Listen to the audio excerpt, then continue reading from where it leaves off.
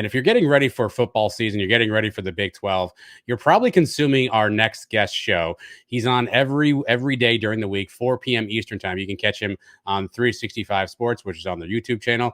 He is our good friend, Paul Catalina, who's nice enough to pop in and join us here now on the Sons of UCF Live. Paul, first off, man, I know you've got a lot going on. You probably just got off air, so thanks so much for hopping in and joining us on the show tonight.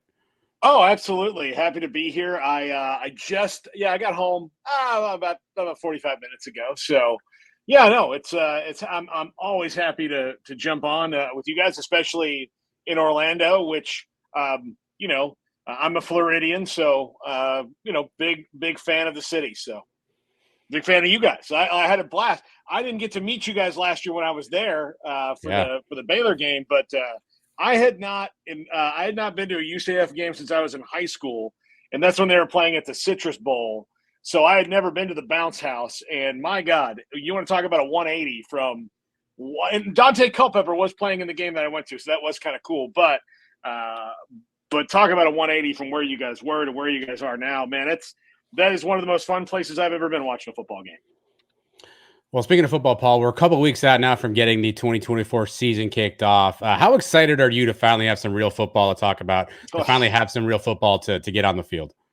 Very excited. 6 to 8 months between actual games is sometimes is exciting. Sometimes there's things going on. The transfer portal certainly helps with that.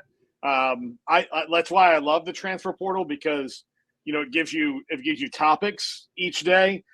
Even when there's no games. So that's great. Like, it's kind of like NBA. Like, I prefer NBA free agency times most years to the NBA regular season. Like, it's playoffs, free agency, regular season to me with them, and giving me, something to talk about. But yeah, I think I'm antsy for it. I can't wait. FSU and Georgia Tech are next week, and then we kick off the rest of it the week after. So super fired up to see what I think is going to be, especially in the Big 12, an absolutely bananas season. Let's talk a little bit about what to expect, Paul. What's the biggest storyline in your opinion going into this Big 12 season? What's one storyline that you think kind of dominates all others as you think about the Big 12 and the season kicking off? I think it's the fact that 9 teams easily, I could make an argument, could win this league. And because of the way the schedule falls, where everybody's, who's got the strongest or weakest schedule? We have no idea. None. And I think that the fact that the league is so wide open in that regard is the story of the league, and is what the Big 12 will be touting and should be touting about the league, is the parity and all of the things that go into that. This is not going to be – look, the Big Ten's not going to have a lot of parity. The ACC is not going to have a lot of parity. The SEC might, but especially now with Alabama not having the greatest coach of all time coaching them, just a guy who's really good. So there will be parity in 2 of the 4 power leagues, and the one that will have the most by far is the Big 12.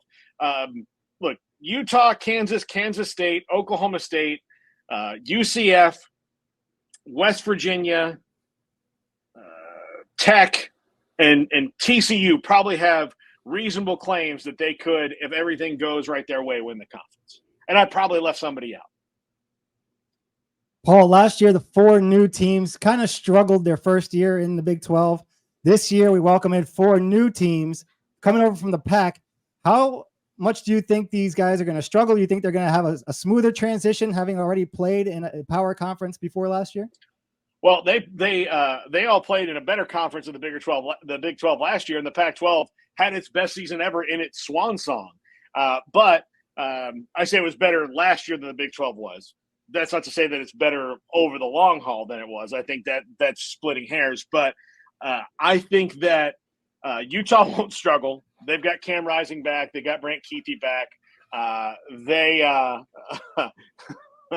They have I'm trying to think of who else they've got. They've got great running backs. They've got again the quarterback back. They still have Kyle Whittingham, so they're not going to struggle. I think Colorado will struggle. I think Arizona State will struggle. I think Arizona is to be. That's the team I forgot. Arizona's to be seen. I don't think they're going to contend for the title, but I think they're probably going to have a pretty good season.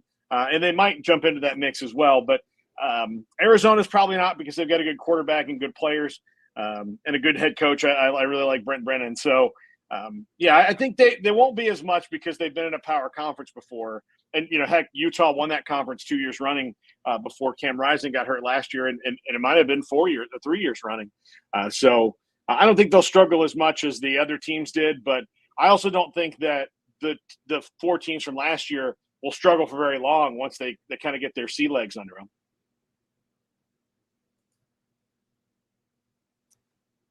We know the favorites are Utah, Kansas State, and Oklahoma State. Right, that's kind of the consensus. Which one of those teams do you think is more likely to maybe have a down year or be a bust and not really contend for the title?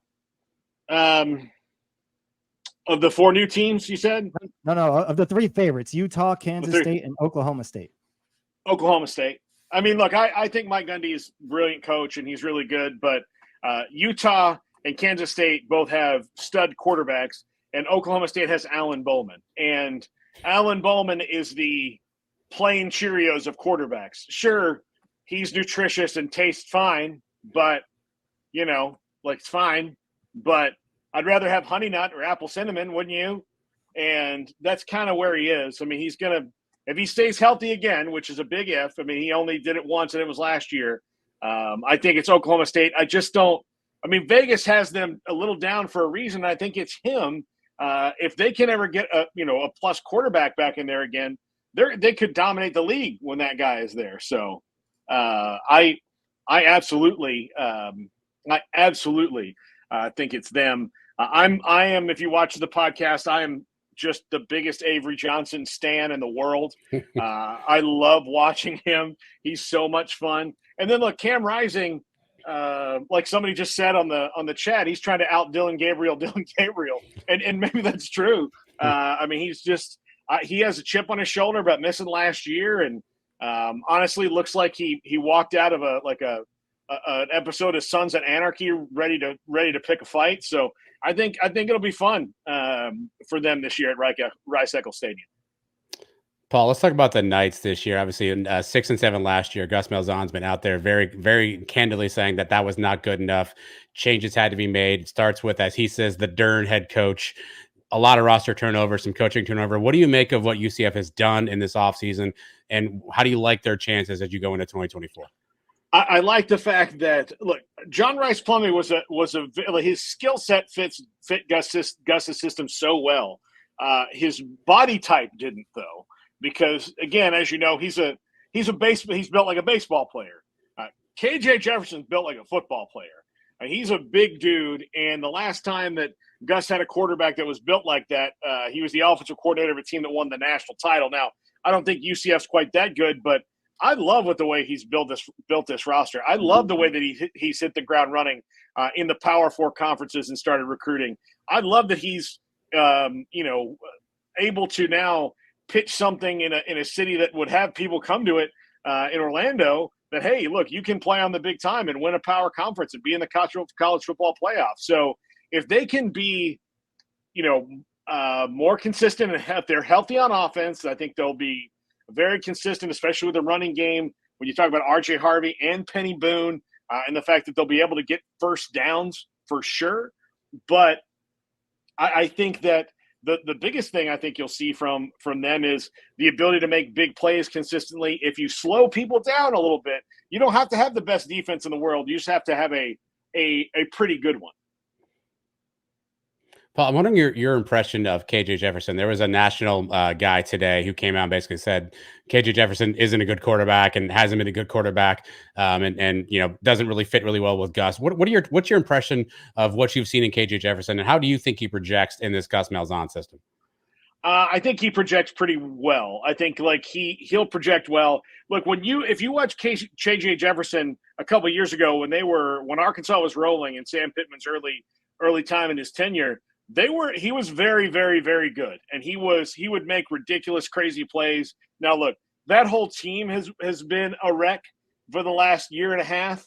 So I don't want to put that on him. This is what the transfer portal is about, right? It's not working out for you for whatever reason at one place. You have skill set. Gus Malzahn is a better offensive coach than he's ever had, with all due respect to Kendall Briles. And he, and Kendall's a very good offensive coordinator. I'm not saying that he's not, but he's never done the things that Gus Malzahn has done. So I think that when you look at the offensive coaching he's going to have, a quarterback guru like Gus, I think that's going to be better. I think that whatever KJ Jefferson has left in his tank, Gus Malzahn will get it all out of him. The Big 12 last year, UCF found out the hard way how many good running football teams there are and how many great running backs. I mean, Ollie Gordon, Taj Brooks, Neal at Kansas, Gideons at Kansas State, RJ Harvey at UCF. What team in this league has the defense that is going to be able to shut down some of these teams consistent enough to win some big games? Utah has a good defense. I mean, that's why they're the favorite. The thing about the Big 12 is it's not just like there's good defenses in this league. Iowa State, again, a team I left out that they could probably also make a claim that if things go their way, they might be in the Big 12 title game.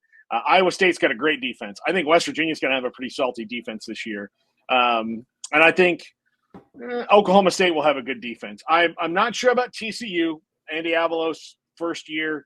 I think Baylor's defense will be better because Dave Aranda is going to be calling it, but I'm more worried about their personnel than the scheme. And then, I think there's some defenses that'll slow you down. And I like, again, a couple of things that UCF has done on the defensive side of the ball. Are they going to be the Purple People Eaters or anything, the Doomsday defense? No, but I do think that maybe it won't be as easy to run directly up the middle without making a cut this year like it was last year for teams. There's a few new coaches in the league too. If I told you life on the line, you had to pick one coach to win you a game, you lose, you die. What coach do you have that in this league that you want to coach that game? Jeez. Of the new ones or of all of them? Of all of them, and then give me the one new one.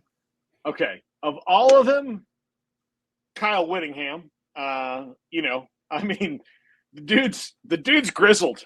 I feel like he's one of those guys that, like, if it walks by you and you're putting ketchup on French fries, he's like, baby, we don't do that here. I would say Kyle Whittingham would be the one, absolutely, because he's won a lot of big games in his career. And of the new coaches in the league, win a game, life on the line, Willie Fritz. Love Willie Fritz. That's what the guy does. He wins. He just wins. Now, if you told me Willie Fritz with this year's Houston team, then I'd also have to call my lawyer and update the will. But if he's coaching any team, I like Willie Fritz's ability to win. He's kind of a softer Kyle Whittingham, Well, on the other side, who's the one that you're just kissing goodbye to the family and you have no faith in? Dion. And I like Dion. I think Dion's going to do a great job. I just don't want to put it all. I don't want to put all the chips to the table in that one. And I think he's going to eventually figure it out there. But right now, I think he's figured out that, power conference football is a lot different. And you just have to make those adjustments. He's getting a little like rabbit ears about things. So he's got to be like, he's got to remember that I'm Deion Sanders and you're not. So I think that's that's going to be a huge deal when he figures that out. Like, I'm Deion Sanders and you're not. Like, I'll figure it out. Don't worry about that. So he would be the one, because the way that they coach defense and blocking right now, sure, it's going to be fun with Shadur for a minute, but ooh, man, I'm not putting my life on the line for that. No. Paul, you've been covering this conference for a long time. Help us understand what we can expect from the Ted Roof experience. So far, we know he's not going to win any Mr. Charisma awards, but what can we get from Ted Roof, the defensive coordinator? He's so boring that it works, right? I mean, like, it's very boring. But he knows he's forgotten more than we all know. I think that the question that when it comes to older coaches, are they too stuck in their ways, or does a new opportunity like Ted Roof going to UCF, like getting in a room with Gus Malzahn, does that spark new ideas and innovation and different things to his defense? So I think he can bring a level of consistency that clearly was not there with UCF on defense last year. I mean, you guys lived it, for God's sakes. I mean, it was, you would see these great things on offense, and I watched that Baylor game just again, like the first half of the Baylor game, I was talking to people about this feels as bad, this season is going as bad as Guy Morris's last year, to, oh my God, Gus, what is going on? How are you letting this team back in this game and then letting them win it? So that I think will go away. They'll be able to hold leads a lot better. I don't think, again, this isn't Aranda at LSU's defense. This isn't John Chavis, also at LSU, or one of Nick Saban's defenses. But I do think that Ted Roof will make them very consistent, albeit maybe a little bit bland and boring. But if you can get off the field giving up 3 points instead of 7, or holding leads, then that's a lot better than white knuckling it through a fourth quarter where you kind of hope for a weather delay so everybody can get some Gatorade and get back out there and maybe get recharged, because that was the problem for UCF last year. Paul, UCF has 4 Big 12 road games this year. Road struggles have been real for UCF under Gus Malzahn. So TCU, Iowa State, Arizona State, and West Virginia. Of those 4 games, which one do you think will be the toughest for UCF? West Virginia. I mean, Iowa State's right there. Those 2 places are ridiculously hard to play in. West Virginia, you better hope that game's not at night. Really better hope that game's not at night. That place gets really, really ripped up for the home games. They are nuts. They don't burn couches anymore, but I'm sure they think about it. They're nuts there. Iowa State, more fan bases should be like Iowa State, in that it does not matter what's going on there. They're out there, they're tailgating, there's camaraderie, they're in it together, no matter if it's good or if it's bad. And there's so many fan bases that are not like that. TCU is a nice stadium. It never really fills up, though. So, it does, but Baylor and TCU had the same problem when it comes to the home crowds. They're too nice.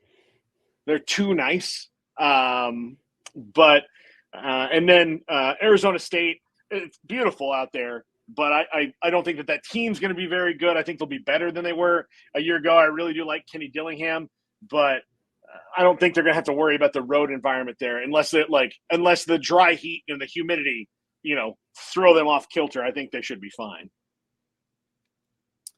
UCF, the over/under for the season is 7.5 from what I've seen.